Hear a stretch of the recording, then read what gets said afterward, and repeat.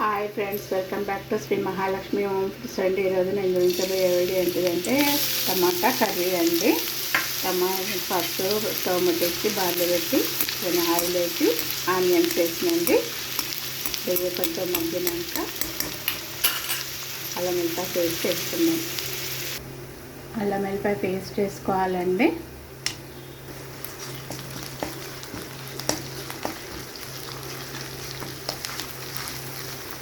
First వేస్తున్నానండి.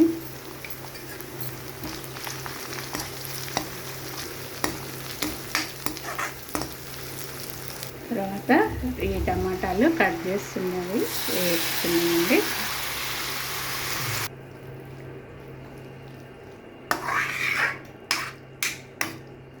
ఇవి కొంచెం మగ్గాలి కదా, అందుకని ఇట్లా మూత పెట్టేసుకోవాలండి.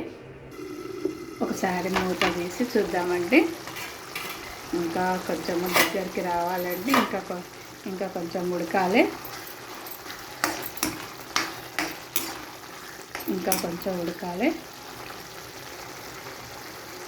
నేను ఇప్పుడు కారం వేస్తున్నానండి. నాకు 3 స్పూన్స్ పడుతుంది మట.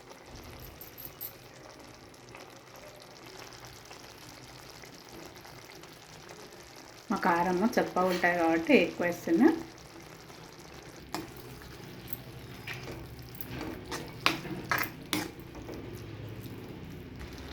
సాల్ట్ వేస్తున్నానండి.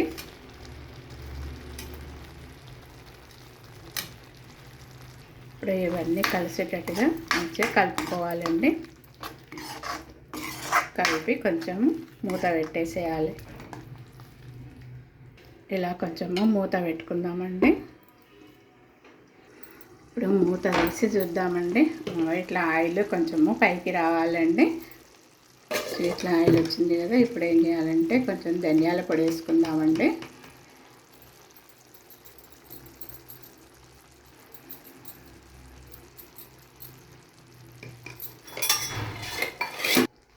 ఇప్పుడు ధనియాల పొడి ఇట్లా వేసినాం కదా, ఇట్లా మంచిగా కలపాలండి.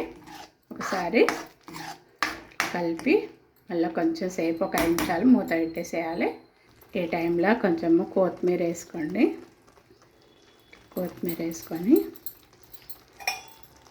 ఇట్లా మంచిగా కలపాలండి.